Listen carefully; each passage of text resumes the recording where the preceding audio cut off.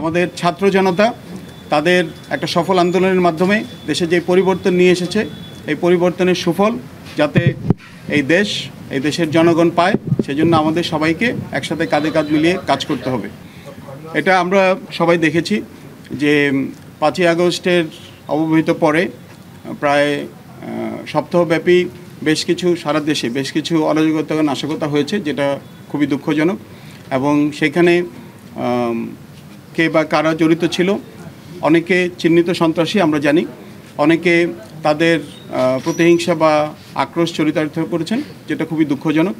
তবে সময়ের সাথে সাথে এই বিষয়ে উন্নতি হয়েছে এবং বর্তমানে এই ধরনের আক্রমণ বা এই ধরনের সহিংসতা অনেকটাই কমে এসেছে বলে আমি মনে করি। আমার বিশ্বাস, আমরা যখন সশস্ত্র বাহিনীর সদস্যরা এবং বিশেষ করে পুলিশ, আনসার, ভিডিপি সহ আইনশৃঙ্খলা রক্ষাকারী আমাদের কোস্টগার্ডের সদস্য যারা আছেন এই উপকূলীয় অঞ্চলে, সবাই মিলে যখন আমরা আমাদের কার্যক্রম আরও জোরদার করব, সেটা অনেকটাই কমে আসবে।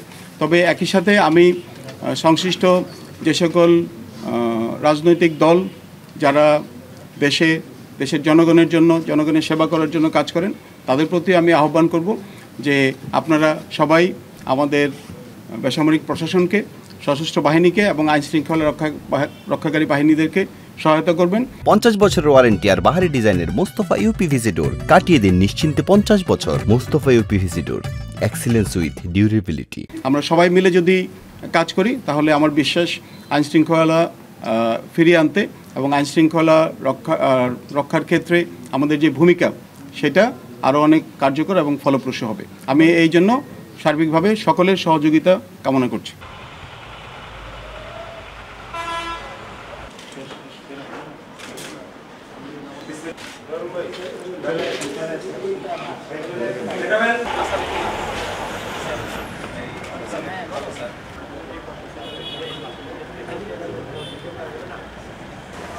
সারা